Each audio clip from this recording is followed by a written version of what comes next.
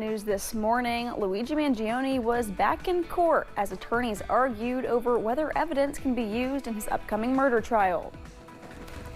And President Donald Trump plans to sign an executive order blocking state AI regulations.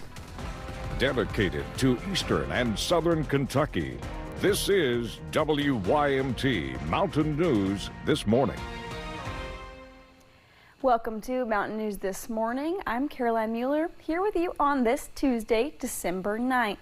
We are inching up on that 5 o'clock hour, so let's go ahead and check in with meteorologist Megan Dusmal for a look at your forecast this morning. Megan, I feel like I kind of just sound like a broken record these past couple weeks. It is just cold outside, and that's really all I have to say about it. Yeah, unfortunately, it is just another one of those cold mornings, but thankfully we are going to see more warmth heading into the afternoon today, and no rain in the forecast, no snow in the forecast for your Tuesday, so even better, right? Here's a look at what we're seeing out the door, a mixture of the upper 20s and low 30s. Still, we'll see those temperatures dropping for the next 2 hours before we begin to see that warm up. But in terms of this afternoon, we're looking at near normal temperatures for our more southern counties. Normally this time of year, we're sitting upper 40s, low 50s. Today, however, it'll be a mixture of the mid 40s and mostly sunny skies as we head into the afternoon. But it will start off on the cloudier side as you're heading into your Saturday. Just a little bit of clouds for the next couple hours. And again, nice and sunshine day as we head towards the afternoon.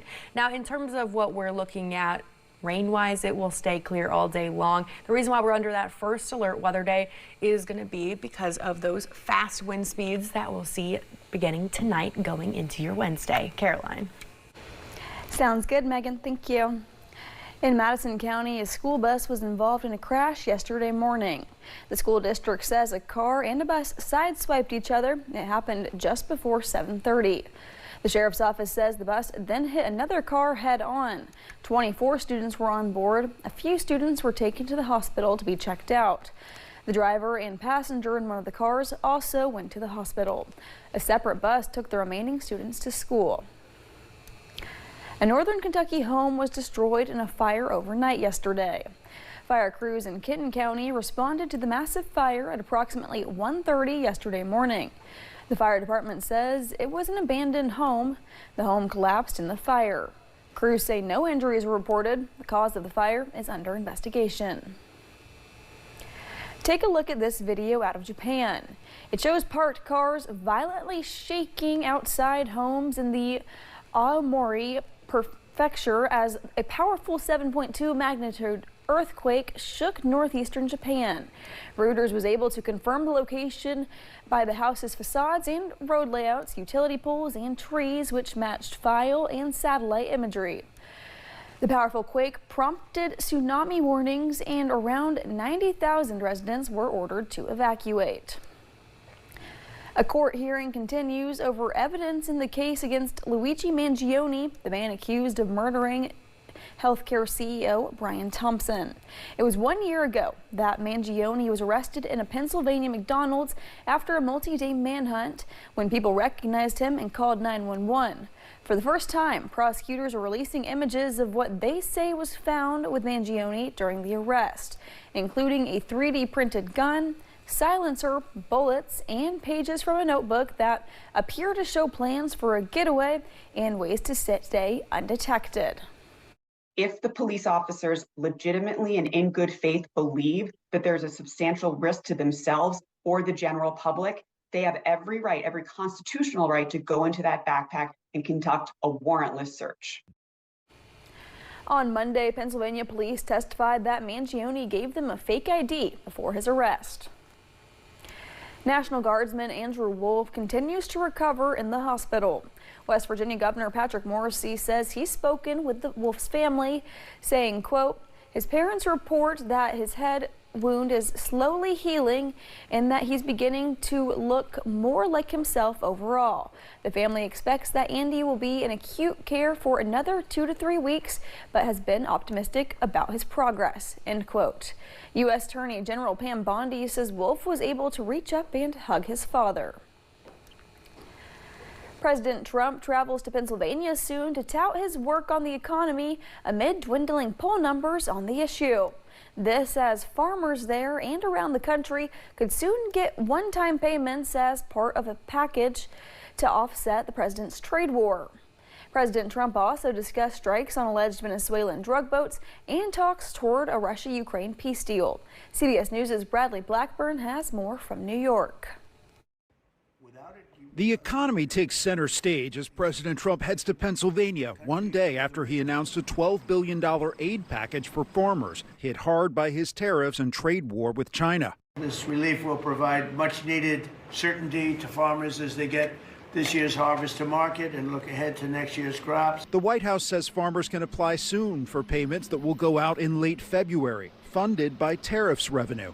A one-time payment for farmers is cold comfort for all the headache and anxiety and losses they've endured because of Donald Trump's trade war. Also Monday, the president appeared to walk back last week's comments indicating he'd be open to publicly releasing the footage of a second strike on an alleged Venezuelan drug boat from early September that killed 2 survivors. Whatever they have, we'd certainly release, no problem. Now deferring to his defense secretary. Whatever Pete Hegseth wants to do is okay with me. According to 2 sources familiar with the matter, Hegseth, Joint Chiefs Chairman General Dan Kane, and Secretary of State Marco Rubio are set to brief 8 top lawmakers on a range of issues later today. Meanwhile, President Trump continues his push for a Russia-Ukraine peace deal. We want to see if we can stop the killing. Ukraine's President Volodymyr Zelensky discussed the U.S.-backed peace plan with European allies Monday, though provisions calling for Ukraine to cede land to Russia remain a key sticking point. Bradley Blackburn, CBS News, New York. Late Monday, President Trump on social media threatened to slap Mexico with a 5% tariff, claiming the country has violated a treaty that allows both nations to share water from the Colorado, Tijuana, and Rio Grande rivers.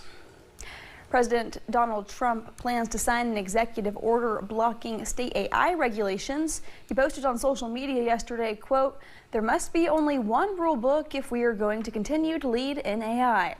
It comes as some states have passed laws to address potentially risky or harmful uses of AI.